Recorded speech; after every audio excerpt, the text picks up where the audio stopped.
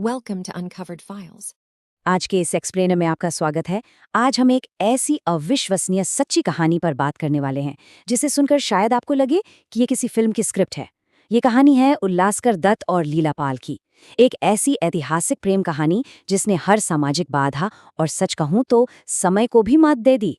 तो चलिए बिना किसी देरी के इस रोमांचक सफर पर निकलते हैं। अब जरा एक बात सोचिए, क्या कोई इंसान अपनी बचपन की प्रेमिका से शादी करने के लिए 63 साल की उम्र तक इंतजार करेगा? वो भी तब जब वो लकवाग्रस्त हो और विधवा हो चुकी हो। सुनने में नामुमकिन सा लगता है ना, लेकिन ये 100% सच है। इस कहानी को और उन ताकतों को समझने के लिए जो इन दोनों को दशकों तक अलग रखी रहीं, हमें लौटना होगा भारतीय स्वतंत्रता आंदोलन के उस उथल-पुथल भरे दौर में। भाग 1, प्यार और विद्रोह। तो हमारी ये कहानी शुरू होती है 19वीं सदी के बिल्कुल आखिर में, और इसके केंद्र में है कलकत्ता के प्रेसिडेंसी कॉलेज के दो बेहद शानदार और मेधावी युवा। इनकी पारिवारिक पृष्ठभूमि और इनका जो स्वभाव था वो अपने आप में काफी दिलचस्प है। उल्लासकर दत्त, जिनका जन्म 1885 में हुआ था, वो एक कृषि प्रोफेसर के बेटे और केमिस्ट्री के एक होनहार छात्र थे। और दूसरी तरफ थी लीला पाल, एक बहुत ही ब्रिलियंट स्टूडेंट और मशहूर स्वतंत्रता सेनानी बिपिन चंद्र पाल की बेटी। आपको पता है इनका प्यार कितना गहरा और मासूम था। उल्लासकर सिर्फ लीला के लिए, जी हाँ सिर्फ उनके लिए, मीलों पैदल चलकर अपने सिर पर खजूर का गुड़ लाते थे, क्योंकि लीला को वो बहुत पसंद था। मतलब ये एक बिल्कुल सच्चा और निस्वार्थ समर्पण था। लेकिन जैसा कि अक्सर होता है, इस मासूम सी प्रेम कहानी पर जल्द ही राजनीति का साया पड़ने वाला था। 1905 में अंग्रेजों ने बंगाल का विभाजन कर दिया और इस एक फैसले ने पूरे देश के माहौल में आग लगा दी। हर तरफ भारी विरोध प्रदर्शन हो रहे थे और इसी उबलते हुए माहौल ने युवा उल्लासकर के भीतर की क्रांतिकारी भावना को पूरी तरह से जगा दिया। और इसी विद्रोही भावना का सबसे बड़ा नतीजा था प्रेसिडेंसी कॉलेज का वो मशहूर जूता कांड। हुआ ये कि एक ब्रिटिश प्रोफेसर ने भारत के खिलाफ कुछ बहुत ही आपत्तिजनक टिप्पणियां कर दी। इससे उल्लासकर इतने गुस्से में आ गए कि उन्होंने बिना किसी अंजाम की परवाह किए पूरे कॉलेज के सामने उस प्रोफेसर को जूते से पीट दिया। जाहिर है इसका नतीजा क्या होना था, उन्हें तुरंत कॉलेज से हमेशा के लिए निकाल दिया गया। भाग 2, अलीपुर बम कांड।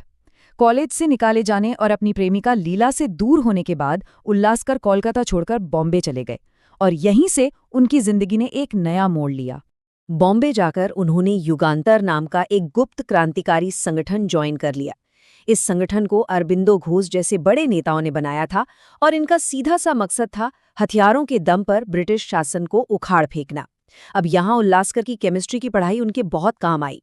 वो दिमाग जो कभी प्यार के सपने बुनता था, अब अपनी नई प्रयोगशाला में खतरनाक हथियार और बम बनाने में लग गया। और फिर घटनाओं का एक ऐसा तेज और दुखद सिलसिला शुरू हुआ जिसने सब कुछ बदल कर रख दिया। 30 अप्रैल 1908 को उल्लासकर के बनाए बम का इस्तेमाल मुजफ्फरपुर में हुआ, जिसमें गलती से 2 ब्रिटिश महिलाओं की जान चली गई।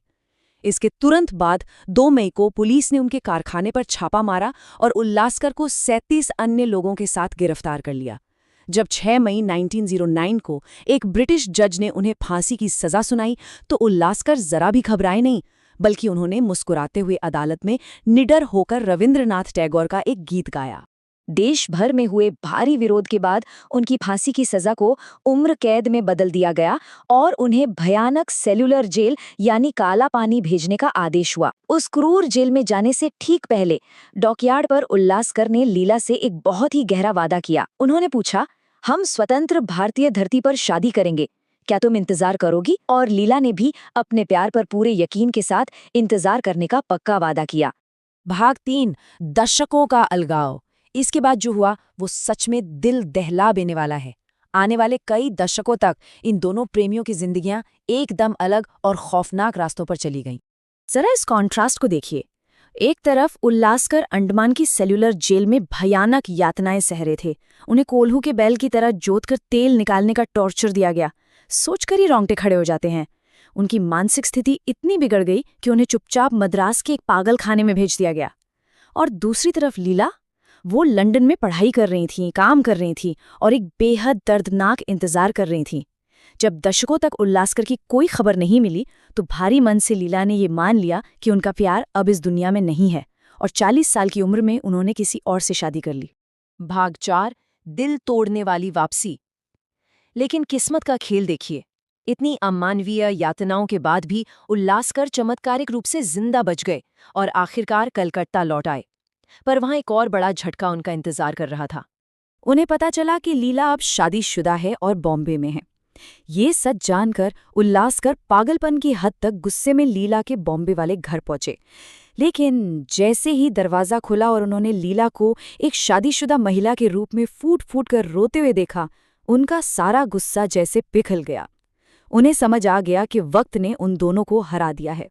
उन्होंने अपने बैग से लीला की दी हुई सारी पुरानी चिट्ठियां निकाली, उन्हें वहीं फर्श पर आग लगा दी और बिना एक शब्द कहे हमेशा के लिए वहां से चले गए। जब आज़ादी के बाद देश का बंटवारा हुआ तो उल्लासकर बुरी तरह टूट गए। जिस आज़ाद और अखंड भारत का उन्होंने सपना देखा था वो तो था ही नहीं। उन्होंने खुद को दुनिया से पूरी तरह अलग कर लिया। वो अपने पैतृक गांव लौट गए, एकदम खामोश जिंदगी जीने लगे और यहाँ तक कि सरकार से मिलने वाली स्वतंत्रता सेनानी की पेंशन लेने से भी साफ इनकार कर दिया। भाग 5 एक पूरा हुआ वादा। जिंदगी के इस वीरान मोड़ पर ऐसा लग रहा था मानो ये कहानी यहीं खत्म हो गई है ना? लेकिन किस्मत को कुछ और ही मंजूर था। सालों बाद कोलकाता में लीला के भाई से हुई एक अचानक मुलाकात ने सब कुछ पलट कर रख दिया। उस मुलाकात में उल्लासिरकर को एक बेहद दुखद खबर मिली। लीला के पति का निधन हो चुका था और लीला खुद एक गंभीर नर्व डिजीज का शिकार हो गई थी। उनके दोनों पैर पूरी तरह से लकवाग्रस्त हो चुके थे और वो कोलकाता के पीजी अस्पताल में बिल्कुल असहाय हालत में भर्ती थीं। ये सुनते ही उल्लासकर ने आओ देखा नताव सब कुछ छोड़कर सीधे अस्पताल दौड़े और वहां पहुंचकर बिना एक पल सोचे उन्होंने 62 साल की लकवाग्रस्त लीला को सबके सामने अपनी बाहों में उठा लिया। उनके लिए उम्र, बीमारी या समाज की परवाह कोई मायने नहीं रखती थी। उनके लिए तो बस वो वादा था जो बरसों पहले उन्होंने एक दूसरे से किया था। ये साल था 1948। अपने सारे रिश्तेदारों और उस समय के समाज को पूरी तरह हैरान करते हुए उल्लासकर ने एक ऐसी घोषणा की जिसने सबको चौंका दिया। उन्होंने ऐलान किया कि वो दोनों अब आखिरकार शादी करने वाले हैं। एक विधवा और शारीरिक रूप से लकवाग्रस्त महिला से शादी करने पर समाज ने तमाम सवाल उठाए, पर उल्लासकर ने उन सभी को दरकिनार करते हुए सिर्फ एक बात कही, अगर मैं लीला की देखभाल नहीं करूंगा तो कौन करेगा? और बिल्कुल वैसे ही जैसा उन्होंने 39 साल पहले उस डॉकयार्ड पर वादा किया था, उन्होंने आज़ाद भारत की धरती पर अपनी लीला से शादी कर ली। शादी के बाद वो दोनों असम के सिलचर चले गए। वहां उल्लासकर ने अपनी जिंदगी के आखिरी साल पूरी तरह से लीला के नाम कर दिए। वो हर शाम लकवाग्रस्त लीला को अपनी गोद में उठाकर छत पर ले जाते, उनके साथ पुरानी बातें करते और बिल्कुल एक सच्चे प्रेमी की तरह उनकी देखभाल करते रहे। तो आज के इस दौर में जहां रिश्ते पल भर में टूट जाते हैं, क्या कोई सिर्फ एक वादे के लिए दशकों की यातना, पागलपन और इतनी लंबी खामोशी सह सकता है? हम इतिहास में अक्सर सिर्फ युद्ध और नेताओं को याद रखते हैं, लेकिन उल्लासकर और लीला की ये कहानी हमें सोचने पर मजबूर करती है कि शायद सबसे बड़ी क्रांतियां और सबसे गहरे बलिदान प्यार के उन वादों में छिपे होते हैं जो कभी नहीं टूटते। इस सफर में हमारे साथ जुड़ने के लिए आपका बहुत बहुत धन्यवाद।